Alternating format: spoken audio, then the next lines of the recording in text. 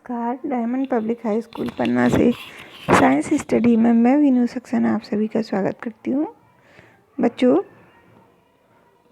पिछले वीडियो में हमने पार्ट 7 कंप्लीट किया था। इस वीडियो में हम पार्ट 8 पवन, तूफान और चक्रवात पढ़ेंगे। तो बच्चों,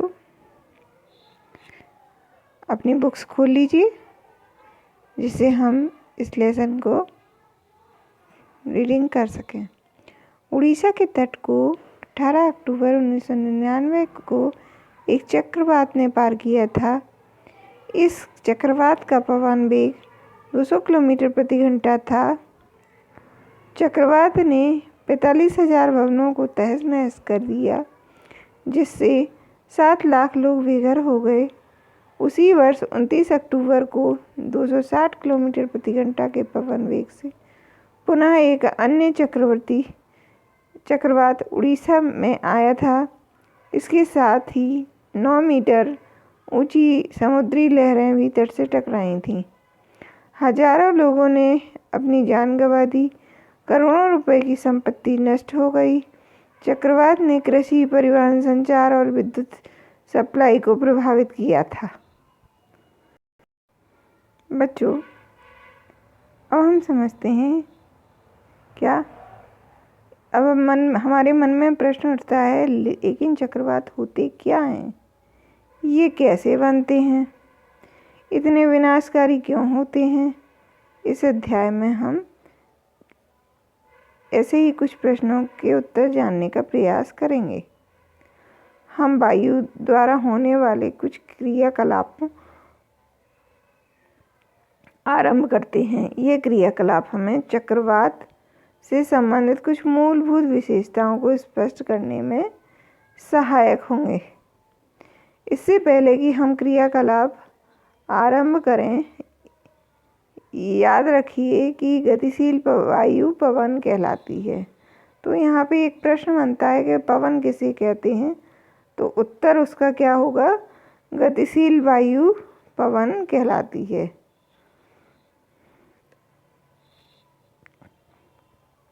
अब आगे देखते हैं, वायु दाब डालती है। इसके लिए हम एक क्रियाकलाप करके देखेंगे। ये क्रियाकलाप 8। जब भी हम किसी क्रियाकलाप में कुछ गर्म करना हो तो बेहद सावधानी से कार्य करना चाहिए। अच्छा होगा यदि आप ऐसे क्रियाकलाप अपने परिवार के बड़े सदस्यों की उपस्थिति में करें अथवा इन्हें अपने शिक्षकों की उपस्थिति में करें। इस क्रियाकलाप में आपको पानी उबालने की आवश्यकता पड़ेगी।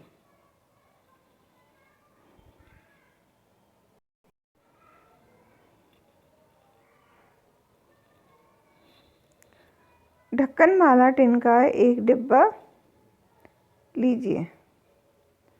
इसे लगभग आधा पानी भर लीजिए। डिब्बे को मोमबत्ती की लौ पर तब तक गर्म कीजिए जब तक पानी उबलने न लगे।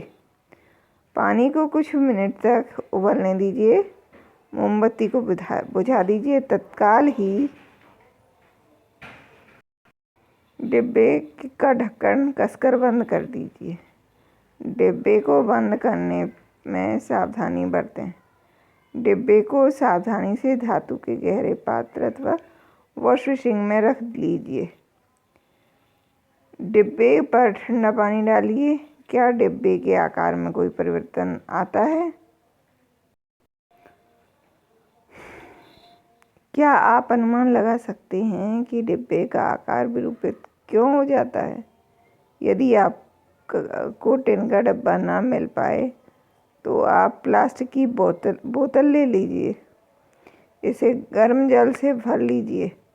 बोतल को खाली करके इसे तत्काल कसकर बंद कर लीजिए। अब बोतल पर नल का बहता पानी के नीचे रख लीजिए। अब अपने कुछ अनुभवों को याद करने का प्रयास कीजिए। जब आप पतंग उड़ाते हैं तो क्या आपके पीछे से आती पवन सहायक होती है? यदि आप किसी नौका में हैं तो क्या इसे चलाना आसान होगा? यदि पवन उस दिशा की विपरीत दिशा से आ रही है जिसमें हम नौका ले जाना चाहते हैं।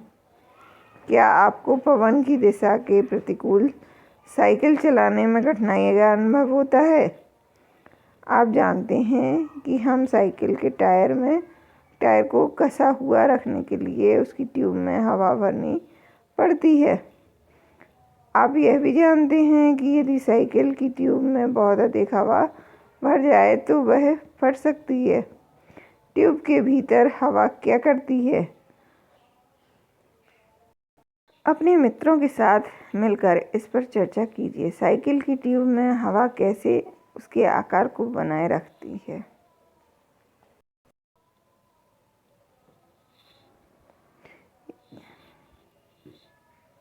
ये सभी अनुभव हमें आभास देते हैं कि वायु दाब डालती है। इस दाब के कारण ही पवन द्वारा वृक्षों की पत्तियां, बैनर अथवा झंडे लहराते हैं। आप कुछ अन्य अनुभव भी बता सकते हैं जो यह प्रदर्शित करते हैं कि वायु दाब डालती है।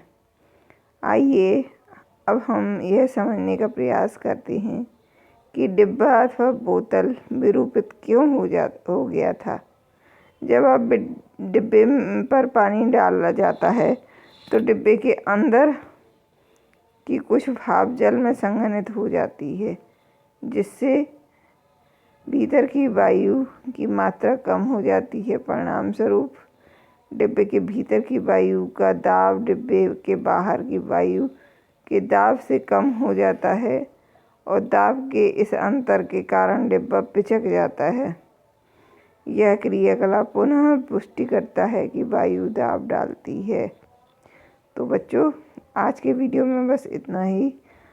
आगे के वीडियो में 8.2 पवन का वेग बढ़ने पर वायु दाब घट जाता है समझेंगे।